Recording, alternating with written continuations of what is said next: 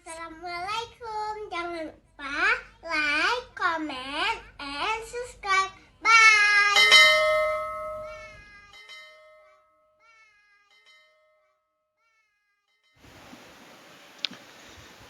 Bismillah. Assalamualaikum warahmatullahi wabarakatuh. Alhamdulillahi wa kafa. Wassalatu wassalamu ala habibina Muhammadin al-Mustafa. Arsalahu Allahu basyiran wa nadhira wa da'iyan ila Allahi biiznihi wa sirajan munira. Wa qala Allah ta'ala fil Qur'anil azim wa huwa asdaqul qailin wa man ahsanu qawlan mimman da'a ila Allahi wa 'amila salihan wa qala innani minal muslimin. Wal qail fi ayatin ukhra qul in kuntum tuhibbuna Allaha fattabi'uni yuhibbukumullahu wa yaghfir lakum dhunubakum. Sadaqallahul azim wa ballagha rasuluhul karim wa nahnu ala dhalika minasyahidin wa syakirin walhamdulillahi rabbil alamin. Wa ba'du. Yang kita muliakan bersama perangkat Gampung Penyerat Bapak Geci beserta Tuhapet, yang saya muliakan dan kita hormati bersama BKM Masjid Nurul Huda Penyerat, Imam Cik Tengku Dr. Fahmi Sofyan beserta para remaja masjid, yang kita muliakan bersama rombongan jemaah safari subuh Arafah beserta Al-Mukarram yang mulia Ustadz Zul Arafah, yang memimpin zikir-zikir kita dan mendekatkan kita kepada Allah Subhanahu wa taala agar lidah kita senantiasa basah dengan zikir, agar hati kita senantiasa tergerak dengan zikir, karena di dalam Al-Qur'an Allah menegaskan innamal mu'minun alladzina idza dzukirallahu wajilat qulubuhum. Hanya saja disebut mukmin adalah orang-orang yang apabila disebutkan nama Allah wajilat qulubuhum, timbul rasa takut di dalam hatinya. Bahasa kerennya, ada vibrasi di dalam hatinya, ada getaran di dalam hati. Getaran ini bukan takut yang kita pahami sebagaimana takut kepada makhluk ingin menjauh, tapi ketakutan yang mendorong kita untuk terus mendekat, keingintahuan untuk lebih lanjut. Maka diterjemahkan dengan kata takut saja, itu justru menjauh dari substansi, dari makna yang diinginkan. Sama analoginya ketika orang bergerak dalam aktivitas tertentu. Orang-orang yang bertani pada saat bertemu orang yang baru yang menyebutkan sebuah tema tentang pertanian untuk meningkatkan kapasitas panen, maka akan terjadi vibrasi di dalam hatinya. Rasa kantuknya hilang karena ingin tahu lebih lanjut seperti apa konsep yang baru itu. Sama seperti orang yang hobi di bidang perdagangan, menekuni bidang tersebut, ketika disebutkan topik tertentu tentang perdagangan, ada vibrasi di dalam hatinya untuk ingin mengetahui lebih dalam bagaimana konsep-konsepnya. Maka demikian pula tentang keimanan, ketika disebutkan nama Allah, ada getaran di dalam hatinya untuk lebih masuk jauh ke dalam lubuk hati tersebut. Wa idza dzukirallahu wajilat qulubuhum wa idza tuliyat 'alaihim ayatuhu zadatuhum imana. Dan ketika ayat-ayatnya dibacakan, keimanan mereka bertambah. Generasi terdahulu mereka adalah orang-orang yang hiburannya lantunan ayat-ayat suci Al-Quran. Tidak pernah ada rasa puas ketika mendengarkan ayat Al-Quran, ingin terus berlanjut dan terus berlanjut. Ketika Harun ar-Rasyid menjadi khalifah Amirul Mukminin, beliau ini seorang raja yang sekaligus seorang pencinta ilmu. Istana beliau terbuka untuk orang-orang yang berilmu. Tidak ada pemeriksaan, tidak ada metal detektor bagi orang yang berilmu yang ingin masuk ke dalam istana beliau untuk menikmati kemewahannya, hidangannya, sajiannya, hiburannya, dan semua fasilitas yang terdapat di dalamnya. Orang-orang yang berilmu bebas keluar masuk. Timbul pertanyaan, bagaimana mengetahui orang tersebut berilmu? Di masa itu, orang-orang yang berilmu ditandai dengan pakaian yang khusus, lebih dari standar pakaian yang dipakai oleh orang awam. Makanya Imam Hanafi ketika melihat ada seorang alim pakaiannya seala kadar, beliau panggil orang tersebut untuk datang ke butik beliau. Imam Hanafi, beliau pengusaha, beliau punya butik, dan beliau orangnya sangat necis. Dipanggillah orang ini, datang ke butiknya. Begitu sampai, kata Imam Hanafi, ukur pakaian yang sesuai dan jahit beberapa helai. Orang ini protes, Abu, saya nggak ada uang. Kata beliau, saya tidak bertanya uangmu. Saya hanya tidak setuju melihat orang sealim dirimu berpakaian seala kadar.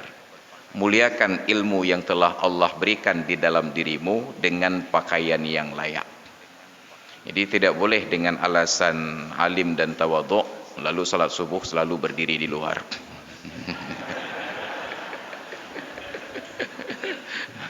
Itu pasti karena terlambat tadi. Karena saya datang dari kota Madia Cetkeung, agak sedikit berat tantangan. Sebenarnya bisa lebih cepat, tapi karena saya perhatikan ada banyak polisi yang masih tidur-tiduran di jalan, mungkin gara-gara nonton bola juga tadi malam. Jadi akhirnya agak sedikit terhambat. Muliakan ilmu yang ada pada dirimu dengan pakaian yang layak. Maka datanglah orang-orang kemudian yang membahasakan dengan indah, libasukum yukrimukum qabla julusikum. Pakaian kalian jadikan kalian terhormat sebelum kalian duduk di dalam majelis.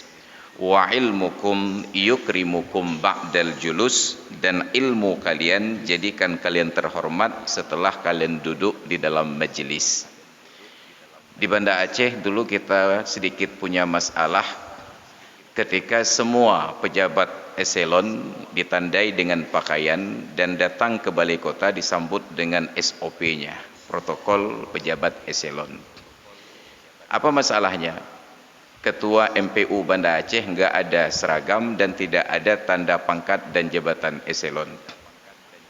Mulailah para pejabat saat itu berpikir bagaimana kehadiran seorang ketua MPU dan anggota MPU itu pun tetap diperlakukan dengan standar yang sama. Tapi rumusannya tidak membuahkan hasil karena tidak ada kesepakatan tentang bagaimana menandai orang alim di negeri ini.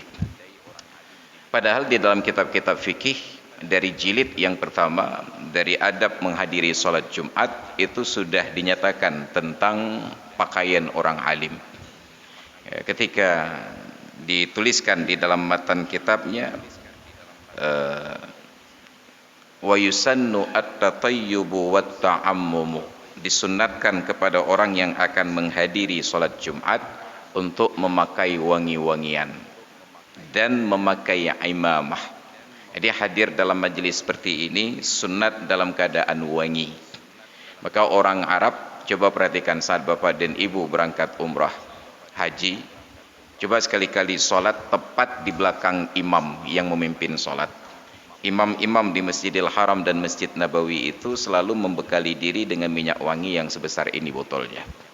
Ketika sedang berkumandang qomat, kepada jemaah yang di belakang imam ini dioleskan minyak wangi tersebut, supaya aroma wangi itu semerbak ketika sedang sholat dan mendatangkan ketenangan, dan malaikat ikut bergabung. karena malaikat senang kepada yang wangi-wangi.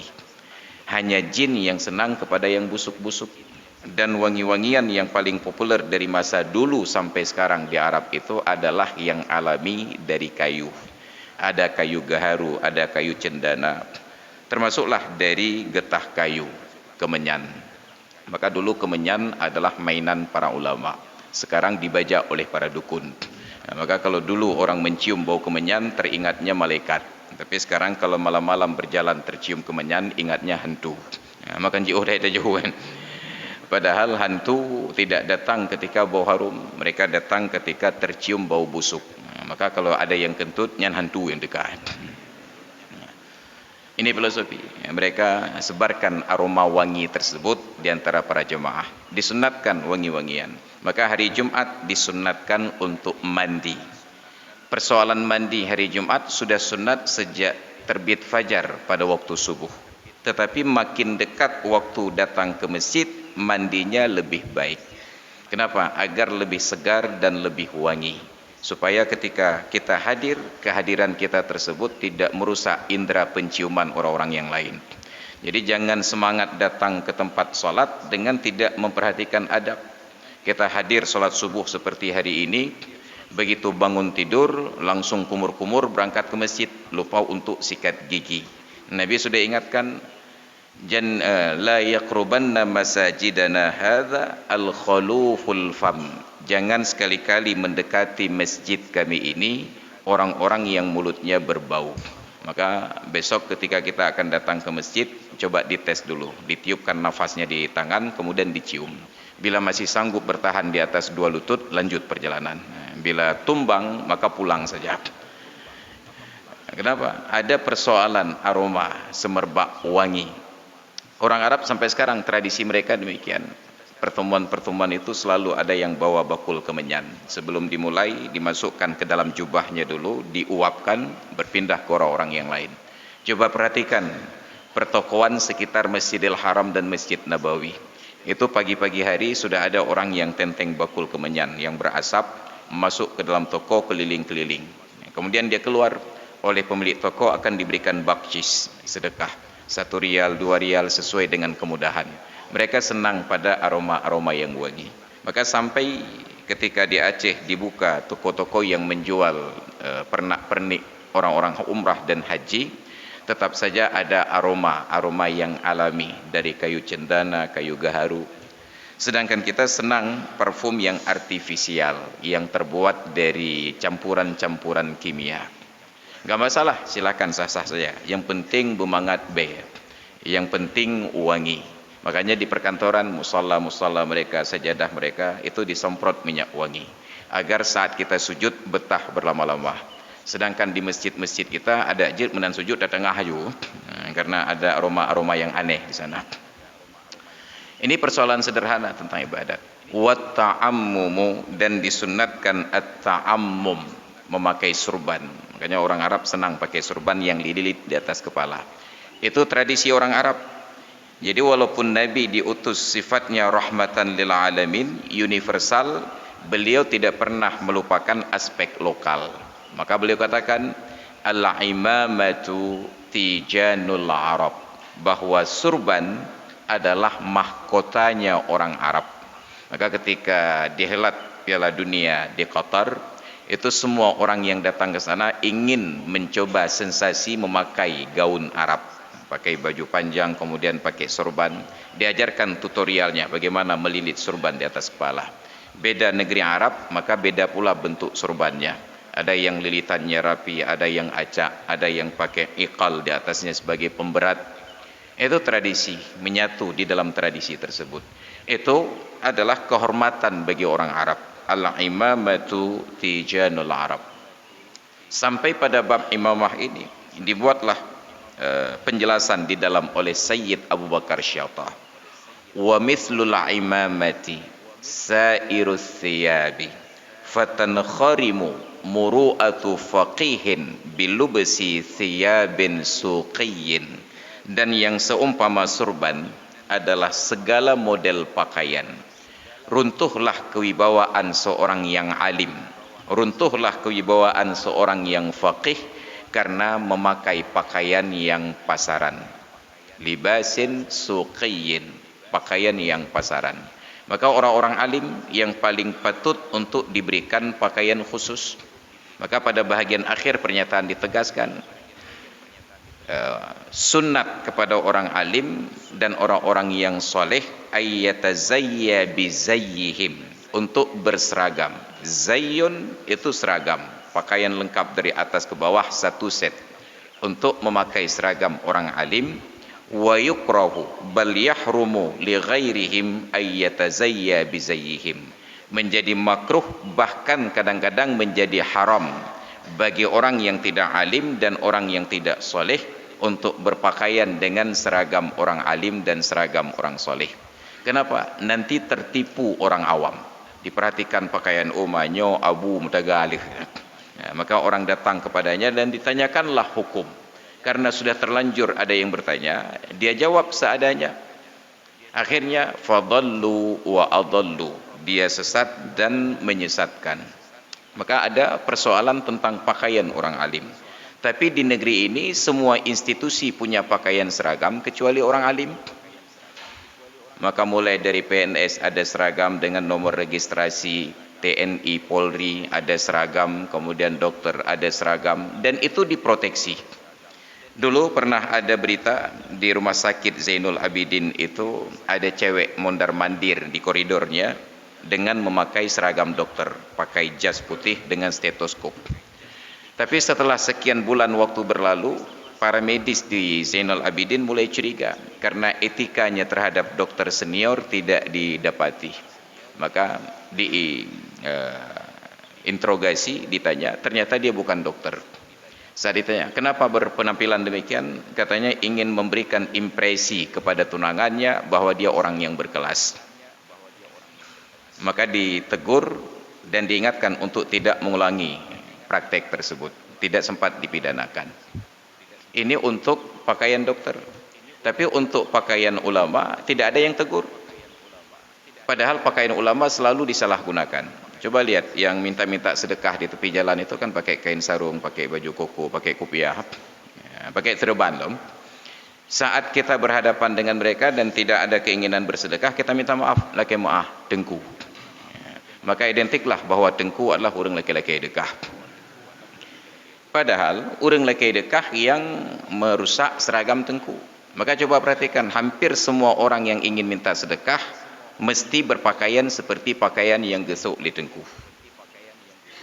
Seharusnya kita berikan proteksi. Kalau memang identik orang alim pakaiannya kain sarung, pakai baju koko, pakai peci, kita proteksi. Tidak boleh orang yang tidak alim berpakaian demikian. Asal ada yang pakai demikian, pidanakan.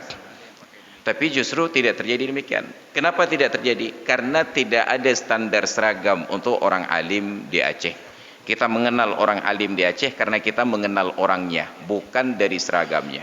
Almarhum Abu Tumin, orang mengenal beliau karena beliau, bukan karena pakaiannya. Orang mengenal Abu Kutakrung karena beliau, bukan karena pakaiannya. Tidak ada sebuah standar seragam untuk orang alim di negeri ini. Al-Azhar punya standar. Apabila sudah pakai peci merah dililit dengan kain putih melingkar, itu menandakan sudah selesai strata 1 untuk urusan agama. Yang persoalan fiqah je yang beranggap. Atau minimal sudah hafal Al-Quran 30 juz. Mereka punya standar. Kalau sudah diwisuda jadi doktor S3, itu baru diberikan tambahan pakaian luarnya yang sampai ke kaki. Kalau sudah begitu, itu sudah doktor. Mereka sudah selesai persoalan fikihnya. Dan mereka proteksi. Peci merah dililit dengan kain putih itu tidak boleh dipakai kecuali orang-orang yang sudah selesai S1 atau yang sudah hafal Quran 30 juz. Kalau ada orang sembarangan menggunakannya, maka sepanjang jalan akan dipermalukan. Orang kat engkot mugai umpamanya pakai pakaian demikian, padahal dia tidak hafal Al-Quran. Itu akan dicemooh sepanjang jalan. Kembali melewitnya kafai Quran. Nah, cik sambung ayatnya Ustaz. Sampai dia harus lepaskan pakaian tersebut. Diproteksi pakaian orang alim, tidak boleh disalahgunakan oleh orang yang tidak patut. Kenapa? Nanti terjadi kesalahan. Maka suatu ketika sebelum Covid dulu, saya diundang ceramah ke Kuala Simpang. Saya nyetir sendiri karena memang hobi balap. Sebetulnya salah profesi. Ya. Makanya kalau bapak-bapak perlu sopir keluar kota, telepon saya. Ya. Yang penting mobilnya beres, baru coban dengan hijab. Karena memang sedang musafir, pakaian salah kadar, celana panjang, pakai baju oblong, kemudian pakai peci. Tiba-tiba seorang kawan telepon, beliau di Nurussalam di Perla. Tengku, bukan Perla, di apa namanya, Juluk. Menyenja ante necok len katanya. Maka saya jemputlah beliau. Ketika saya jemput beliau di depan masjid itu, sudah pakai kain sarung, pakai baju kemeja putih lengan panjang, pakai baju jas dan pakai sorban di atas kepala. Maka berlanjutlah perjalanan sampai ke Kuala Simpang. Karena saya nyetir, saya harus parkir mobil dulu, dan beliau saya suruh turun lebih dahulu. Disambutlah beliau oleh panitia dengan gegap gempita. Ya, ayo, temonglah masjid. Saya sibuk parkir. Begitu masuk dalam ruangan panitia untuk makan malam, hidangan utama sudah di depan beliau. Ilang kaduk wasago. Karena masih pakai pakaian musafir. Setelah selesai makan, saya berbisik ke panitia yang telepon saya, Pak, tolong kasih ruangan, saya mau ganti pakaian. Ya, maka saya masuk ruangan tersebut, karena tidak ada ruangan khusus, akhirnya di kamar mandi. Ganti pakaian, pakai kain sarung, pakai baju kemeja, pakai peci. Begitu keluar ke panggung utama, ternyata beliau sudah diapit oleh Dan Ramil, Kapolsek dan Pak Camat. Saya duduk paling ujung, ada kursi tambahan, bangku tempe ya. Kakak lagi orang tebah dia tenan. Beliau ini menjadi pusat perhatian atau pusatnya yang diperhatikan. Sampailah pada saat penceramah dipersilahkan naik.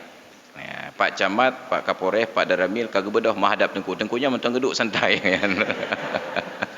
Saya langsung naik ke atas panggung, terkejut tu aja rupanya katalah timang. Ya. Inilah dampak ketika selangki lebih ganteng daripada lintu. Itu jadi masalah. Itu belum sampai pada tahap fatwa, baru pada tahap perlakuan terhadapnya akan bermasalah. Makanya ada penyesuaian, ada SOP, dan itu tidak kita jaga di negeri ini. Maka kata Imam Hanafi, muliakan ilmu yang ada pada dirimu dengan menggunakan pakaian yang layak, yang sesuai dengan kapasitas dirimu. Tapi kita berdalih, saya tawadhu, saya orangnya rendah hati dan lain sebagainya. Tidak, itu akan menipu orang lain. Maka di dalam agama, orang kaya harus berpenampilan layaknya orang kaya, dan orang miskin harus berpenampilan layaknya orang miskin. Kenapa? Agar masyarakat tahu kemana harus menghadap. Kalau ada orang kaya berpenampilan layaknya orang kaya, warga miskin tahu proposalnya diarahkan ke siapa.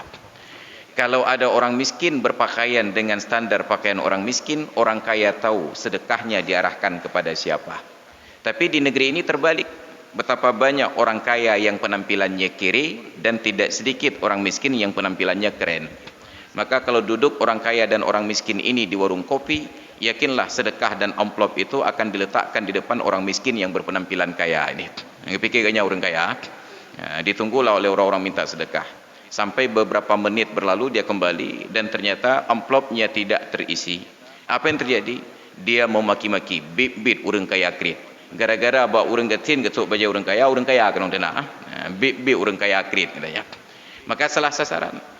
Nabi ketika melihat seorang sahabat beliau, sekaligus juga ipar beliau, Zubair bin Awam, suatu hari pakai sendal kanan dan kiri beda warna. Apa yang terjadi? Nabi tegur Zubair, ya Zubair, alaysa laka min ni'matillahi syai'un? Apakah Allah tidak berikan nikmat sedikit pun kepadamu? Zubair menjawab, ada ya Rasulullah, saya punya unta beberapa ekor, punya kuda beberapa ekor, lembu beberapa ekor, kambing beberapa ekor. Jadi kalau bahasa Aceh, manok na, itik na, kameng na. Beliau punya harta, tapi ternyata sendalnya itu kanan dan kiri beda warna. Maka Nabi katakan, faliyara asra ni'matihi alaika. Kalau begitu, perkenankan Allah melihat bekasan nikmatnya itu melekat pada dirimu. Artinya berpakaianlah sesuai dengan keberadaanmu. Ini prinsip dasar di dalam agama. Maka persoalan dakwah Islam itu dimulai dengan akhlak, dan itu menjadi misi dari Nabi. Sayangnya banyak para pendakwah yang terjun ke medan dakwah, mereka tidak pernah tahu apa visi dan misi dari Nabi kita Muhammad sallallahu alaihi wasallam. Padahal mereka yang berdakwah, apa kata Nabi? Al ulama'u warasatul anbiya. Para nabi, para ulama itu adalah pewaris para nabi. Wa innahum lam yarisu dinaran wala dirhaman, innama warasul ilma. Dan para ulama ini tidak menerima warisan dalam bentuk dinar, uang emas, ataupun dirham, uang perak. Innama warasul ilma, yang mereka warisi hanya ilmu saja. Faman akhadahu, barang siapa yang menerima ilmu tersebut, faqad akhadha bihaqqin wafir, maka sungguh telah menerima hak yang utuh. Ilmu yang menjadi warisannya. Seharusnya setiap orang yang berdakwah paham apa visi dan misi Rasulullah. Apa visi beliau? Islam yang rahmatan lil alamin. Wa ma arsalnaka illa rahmatan lil alamin. Dan tidaklah kami mengutusmu wahai Muhammad kecuali untuk menjadi rahmat bagi sekalian alam. Maka Nabi praktekkan dalam kehidupan. Kehadiran beliau ke semua tempat mendatangkan rahmat dan berkah. Beliau ketika suatu hari keluar dari rumah membawa uang 10 dirham. Karena baju beliau rasa tidak layak, beliau singgah di sebuah toko baju. Beliau beli selembar baju seharga 4 dirham, langsung dipakai. Keluar dari toko tersebut, tiba-tiba datang seorang warga melapor, "Ya Rasulullah, uksuni fa inni arin." Ya Allah, berikan, ya Rasulullah, berikan pakaian untukku karena aku bertelanjang. Dia hanya pakai celana saja, pakai kain sarung, nggak ada celana dulu. Maka celana cingkrang itu bid'ah sebenarnya, karena nggak ada celana zaman Nabi. Mereka pakai izar, kain sarung, seperti Ustaz Zul Arafah. Maka beliau ahlu sunnah itu, bukan wahabi. Ini ada yang katakan celana cingkrang, celana sunnah atau sunnah dari Hong Kong. Nabi tidak pernah pakai celana panjang, beliau pakai gamis, beliau pakai izar. Baru kita kenal celana panjang, kosakatanya dalam bahasa Arab sirwal, itu belakangan. Maka yang pakai celana panjang itu ahlul bid'ah wad dhalalah wa kullu dhalalatin finnar, dan selesai. Ya. Maka kalau saya sekarang sudah jarang pakai celana panjang, bukan karena sok-sok puteng-puteng-kurau, karena beberapa lembar celana panjang yang saya miliki sudah tidak muat di pinggang, makin tua kira ya perut. Akhirnya saya pakai kain sarung saja, dan itu menyelesaikan banyak masalah. Ketika kemalaman di sebuah tempat, selimut sudah tersedia, alhamdulillah.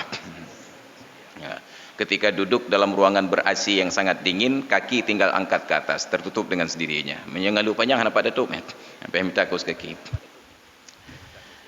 Nabi ingatkan tentang standar berpakaian. Beliau beri pakaian. Tiba-tiba datang orang ini, "Ya Rasulullah, berikan pakaian untukku." Spontan Nabi lepaskan kembali baju itu dan dipakaikan kepada pria ini. Kembali Nabi masuk ke dalam toko tadi dan membeli baju jenis yang sama dengan harga yang sama, 4 dirham lagi. Begitu beliau pakai, beliau keluar, tengok kiri kanan, naureng lekelau. Ya, ternyata tidak ada, selamatlah. Baru beliau berjalan. Di perjalanan, beliau dapati di tepi jalan seorang perempuan duduk menangis dan dia berstatus budak. Dari mana Nabi tahu bahwa perempuan itu budak? Karena dia tidak menutup kepalanya. Makanya penutup kepala itu penanda antara orang merdeka dan yang berstatus budak. Karena itu dulu digugat oleh anggota DPRA Aceh tentang uang Rp1.000 dengan gambar Cut Mutia yang tidak pakai jilbab. Enggak mungkin orang perempuan Aceh yang merdeka tidak pakai jilbab. Maka saya dapati di dalam buku sejarah tentang Aceh, itu bukan foto Cut Mutia, bukan Cut Nyadin, bukan pahlawan. Itu adalah foto dari dayang-dayang yang mendampingi istri raja. Siapa nama beliau? Cut Putro Gelumpang Payung. Sultan Iskandar Muda kawin ke Gelumpang Payung, sedangkan saya kawin ke Gelumpang Minyak. Kami bertetangga dengan Sultan Iskandar Muda. Cut Putro Gelumpang Payung. Ada dayang-dayangnya, rambutnya itu terlihat. Status budak tidak boleh menutup kepala. Sedangkan orang merdeka tertutup kepala. Maka semua pejabat yang dilantik untuk kehormatan dipakaikan peci di atas kepala. Presiden dilantik pakai peci. Menteri dilantik pakai peci. Gubernur dilantik pakai peci. Bupati wali kota dilantik pakai peci. Camat dilantik pakai peci. Kecik dilantik pakai peci karena terhormat. Yang tidak dipakaikan peci hanya saat pelantikan kepala lorong saja. Hanya nak pakai upiah. Tapi untuk forum terhormat tetap pakai peci. Institusi militer, polisi, TNI dengan berbagai matra, tetap kebanggaan mereka adalah pada baretnya, penutup kepala. Ini identitas. Maka turunlah ayat hijab. Ya ayyuhan nabiyyu qul li azwajika wa banatika wa nisa'il mu'minina yudnina 'alaihinna min jalabibihinna dzalika adna ay yu'rafna fala yu'zaina. Wahai nabi, katakan kepada istrimu, putri-putrimu dan orang-orang perempuan yang beriman agar mereka yudnina min jalabibihinna, merendahkan, menurunkan jilbab-jilbab mereka. Arti menurunkan, jilbab itu menutup dari kepala sampai ke pinggang. Itu baru disebut jilbab. Sedangkan yang menutup kepala saja sampai ke leher itu disebut dengan khimar. Maka dalam hadis Nabi katakan, la salata li haidin illa bi khimarin. Tidak sah salat orang perempuan yang menstruasi kecuali dengan menggunakan khimar. Ini hadis Nabi. Kalau kita pahami hadis tanpa pendekatan sejarah dan bahasa, maka sungguh akan keluar kesimpulan orang perempuan yang menstruasi tetap wajib salat. Hanya tidak sah kalau tidak pakai penutup kepala. Mau ejek rakaat. Padahal penjelasannya bukan orang perempuan yang sedang menstruasi, tapi orang perempuan yang sudah mencapai usia menstruasi. Orang perempuan yang sudah baligh. Tidak sah salatnya illa bi khimarin, kecuali dengan memakai penutup kepala. Maka jilbab itu menutup sampai ke pinggang, sedangkan yang menutup kepala itu disebut khimar. Maka perempuan di Aceh jarang pakai jilbab, rata-rata pakai khimar. Pakaian kita di Aceh ini terbalik. Di Indonesia yang konon katanya jadi kiblat mode pakaian muslim internasional, itu terbalik. Di dalam Islam, orang perempuan pakai stoken, kaos kaki. Kaos kaki ditutup dengan rok. Rok ditutup dengan baju. Baju ditutup dengan jilbab. Itu seharusnya. Tutupnya itu bertingkat. Tapi di negeri kita terbalik. Pakai jilbab. Jilbab masuk ke dalam baju. Pakai baju. Baju masuk ke dalam rok. Pakai rok. Rok masuk ke dalam kaos kaki. Maka ilham dia. Harusnya pakai kaos kaki dulu, ditutup dengan rok. Setelah pakai rok, ditutup dengan baju. Setelah pakai baju, ditutup dengan jilbab. Alih kiban cara baca aja balik dia. Dan itu tidak ada yang protes. Maka sekarang saya protes. Aceh, bagaimana kita menuntut masyarakat awam yang tidak digaji oleh pemerintah untuk patuh pada aturan dan syariat, kalau pegawai yang perempuan saja yang digaji oleh pemerintah tidak diatur cara berpakaian. Maka coba perhatikan pegawai-pegawai yang perempuan. Rata-rata bajunya pakai seragam yang ketat. Ukuran waktu takalan terbeli nak mata ada. Nyandum pegawai yang digaji oleh pemerintah. Padahal sangat mudah terapkan aturan. Semua pegawai pemerintah yang perempuan pakaiannya harus longgar, tidak boleh berpakaian ketat. Yang tidak patuh aturan dipecat. Nyan langsung tengok bereh juga. Tapi tidak ada seorang pun yang berbicara demikian. Mulai dari gubernur sampai drok kecil. Kecuali wali kota Cekeung. Ini persoalan kita. Bagaimana kita akan meluruskan orang lain kalau diri sendiri saja tidak pernah kita berusaha untuk meluruskan. Dan itu tidak ada yang protes. Tapi MPU aja Graham. Kiamat aneh Graham lah. Kenapa? Itu bukan tupoksi mereka. Tupoksi mereka hanya masuk kantor terima gaji. Mereka kata Graham pejabat tu kau puji awak randuk dan. Makanya ke depan kita pilih beliau jadi wali kota Bandar Aceh. Imagine. Supaya setara kami, beliau wali kota Bandar Aceh, saya wali kota Cekeung. Ini persoalan mendasar tentang pakaian. Maka hari ini Banda Aceh yang Islami sama sekali tidak terlihat Islami karena yang berpakaian tidak ada yang Islami. Tidak ada identitas khusus tentang pakaian kita. Yang ramai curagam lu puntung dengan urinang lu pancung. Yang banyak berkeliaran di Banda Aceh itu laki-laki dan perempuan yang baru berencana berkeluarga dengan sikap yang sangat mesra. Yang sudah berkeluarga hanaga balik perumah. Ada nagaba perumah gop.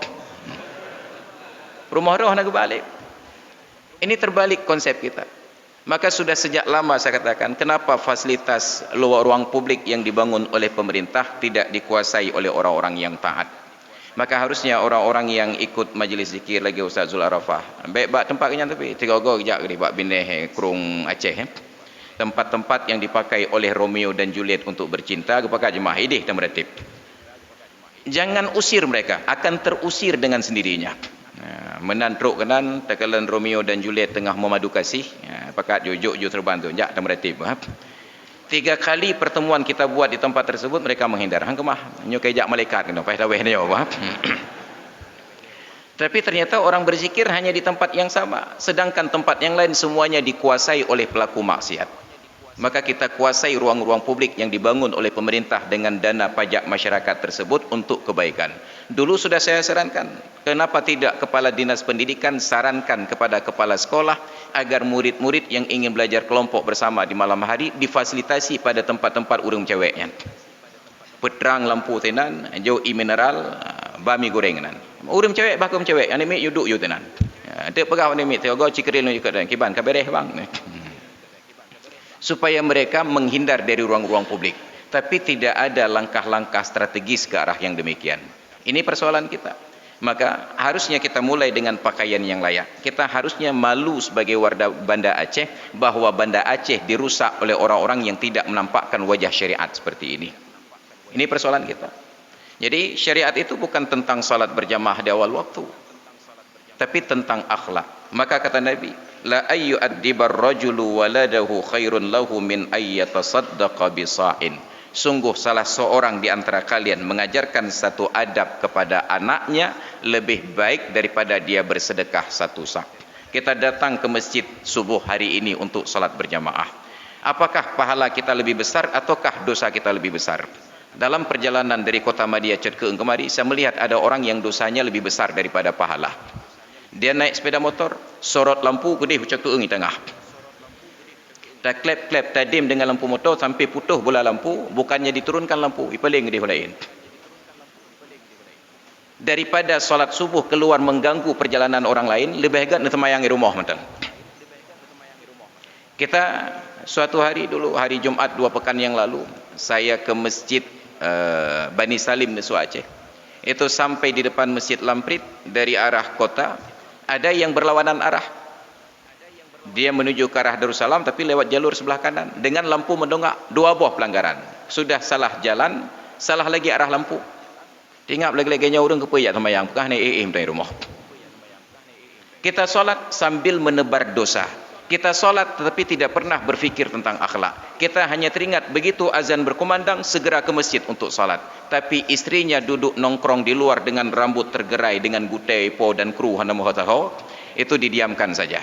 Dia datang ke masjid solat berjamaah, tapi anaknya menenteng anak gadis orang lain ke seantero Banda Aceh, tidak pernah ditegur. Dia datang ke masjid untuk solat, tetapi suara kenderaannya dan kenderaan anaknya yang mengganggu konsentrasi orang yang solat tidak pernah menjadi perhatiannya. Ini bukan syariat. Syariat itu dimulai dari akhlak. Maka saya katakan, visi Nabi adalah Islam yang rahmatan lil alamin. Untuk mencapai visi tersebut, Nabi jalankan hanya dengan satu misi. Apa misinya? Innama bu'istu liutammima makarimal akhlak. Hanya saja aku diutus oleh Allah dalam rangka menyempurnakan akhlak yang mulia. Tapi syariat Islam di Aceh, syariat Islam yang tidak berakhlak. Ini patih kan? Syariat Islam yang tidak berakhlak. Malam Ahad yang lalu saya ke Aceh Selatan. Sampai di Melabuh saya singgah di SPBU untuk isi bahan bakar kenderaan. Jam 8 kurang 10. Saya turun dari kenderaan, saya matikan mesin. Untuk mesin itu bukan mati, saya padamkan mesinnya. Saya buka tangki dan saya menanti. Ternyata tidak ada petugas yang datang. Saya cari-cari dengan pandangan mata, terlihat semua petugas SPBU sedang solat berjamaah. Karena prinsipnya berapalah gajimu sampai engkau tinggalkan solat berjamaah di awal waktu. Langsung itu bit bahasa cukup englau matanya. Syariat ma kali kenyo kepegat. Bahagian mana dari syariat ini yang menghentikan layanan publik ketika orang membutuhkan? Salat tetap berjamaah, tapi pelayanan harus berlanjut. Kalaulah pemahaman seperti ini, maka nanti perawat di rumah sakit begitu azan berkumandang langsung salat berjamaah. Berapalah gajimu dibandingkan salat di awal waktu? Jih pasien tengah geplah, dada kata hah, jantung kita mong dalam baskom berkumandang azan. Dia punya prinsip, berapalah gajimu sampai engkau tinggalkan solat berjamaah di awal waktu. Dia bisikkan ke telinga ibu ni, ibu ni ni oleh saya kamu ayat sembahyang leh. Egap jantung kalam basku, malaikat maut kayak klek-klek untuk mata. Syariat apa yang mengajarkan seperti ini? Maka tidak ada narasi dalam Islam utamakan solat. Nyamnyona yang hana sepakat ya walun tu. Tidak ada narasi dalam Islam tentang utamakan solat. Dalam Islam narasinya jaga solat. Hafidhu ala salawati was salatil wusta. Jaga salat fardu 5 waktu dan salat wusta. Bukan salat di awal waktu, bukan utamakan salat. Sudah benar dulu di perusahaan konstruksi ditulis utamakan selamat, safety first, utamakan selamat. Selamat dunia, selamat akhirat. Sekarang diganti utamakan salat. Dia sedang di lantai 3 sedang ngecor berkumandang azan. Karena mengutamakan salat dari atas gegrok muyuk. Mati handi sembahyang leh. Utamakan akhlak, itu narasi dalam Islam. Maka Nabi tidak pernah berbangga beliau datang untuk mengajak orang salat.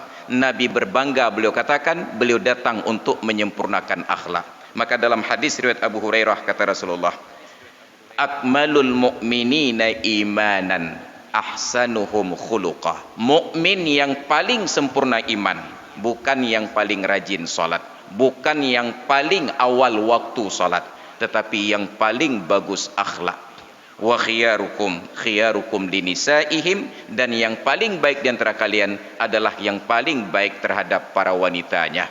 Maka Islam ajarkan keseimbangan ini, akhlak yang lebih diutamakan. Sedangkan kita di Aceh sedang salat buruk akhlaknya.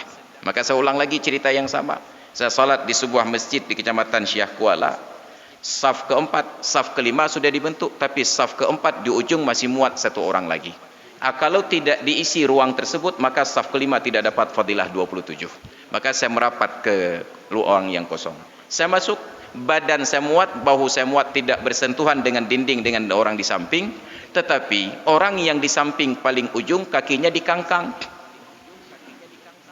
Padahal posisi orang berdiri untuk salat makruh apabila jarak kaki kanan kaki kiri lebih dari sejengkal. Makruh apabila lebih dari sejengkal. Nyoge kangkang.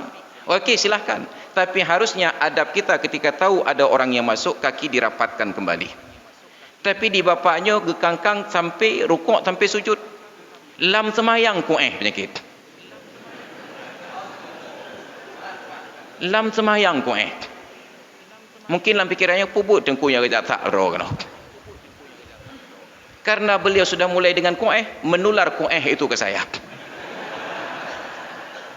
Begitu bangkit dari sujud yang kedua, saya buru-buru berdiri untuk mengambil hak saya. Maka engkau takut gepang long lagi. Jadi sepanjang salat saya lupa Allah, ingat bapa ini dari apa terbuat hatinya. Pat gejak sekolah. Padahal ajaran Islam, ya ayyuhallazina amanu idza qila lakum tafassahu fil majalis fafsahu yafsahillahu lakum. Wahai orang-orang yang beriman, bila dikatakan kepada kalian berlapang-lapanglah dalam majlis, maka berlapanglah. Hana payah terpegah, bomupum. Maka saat kita parkir kenderaan, kita perhatikan ada ruang yang terlalu lebar atau tidak. Kalau ada, rapatkan lagi dan berikan ruang untuk orang lain bisa keluar masuk dalam mobil. Jangan sampai kita mengambil lapak lebih banyak daripada yang sepatutnya. Ketika kita berkendaraan di jalan raya, mau jalan pelan atau jalan cepat? Jalan pelan sebelah kiri, jalan cepat di jalur kanan. Nyo kejak santai jarul bahunun. Wate tabi rupa je raya ane mata kanyan law. Maik tong pakai. Ini akhlak. Maka lebih besar pahala dan lebih banyak kesempatan masuk surga dengan akhlak yang terpuji daripada mengejar salat berjamaah di awal waktu tetapi akhlaknya mengganggu orang lain. Biarlah salat di rumah saja, yang penting akhlaknya baik. Mudah-mudahan kabubar jemaah Ustaz. Bukan, ini hanya provokasi saja. Kalau ingin salat berjamaah, maka jaga akhlak lebih dahulu. Bila tidak mampu jaga akhlak, baik ni jak di jemaah. Rumah hentang. Kenapa? Karena kehadiran Anda ke jemaah hanya mengganggu orang lain. Ini yang diajarkan dalam agama. Maka hadirin dan hadirat sekalian yang dirahmati Allah, bahagian dari akhlak pula ketika sudah tiba waktu berhenti jangan terus melanjutkan. Maka karena sudah jam 6:43 sudah waktunya untuk kita berhenti. Maka saya padakan provokasi sampai di sini. Mudah-mudahan saat keluar nanti kita menjaga akhlak, tidak menginjak-injak sendal orang lain, dan ketika kita merasa parkir mobil di pintu keluar, cepat-cepat keluar, jangan duduk menanti lama-lama, karena pahala di dalam memang i'tikaf ada pahala, tapi dosa di luar pun lebih besar lagi. Maka parkirkan di tempat yang pas, baru kita kembali lagi kemari insyaallah. Hadirin sekalian yang dirahmati Allah, demikian dari saya. Terima kasih atas perhatian dan mohon maaf atas segala kekurangan. Hadanallah wa iyyakum ajma'in. Assalamualaikum warahmatullahi wabarakatuh.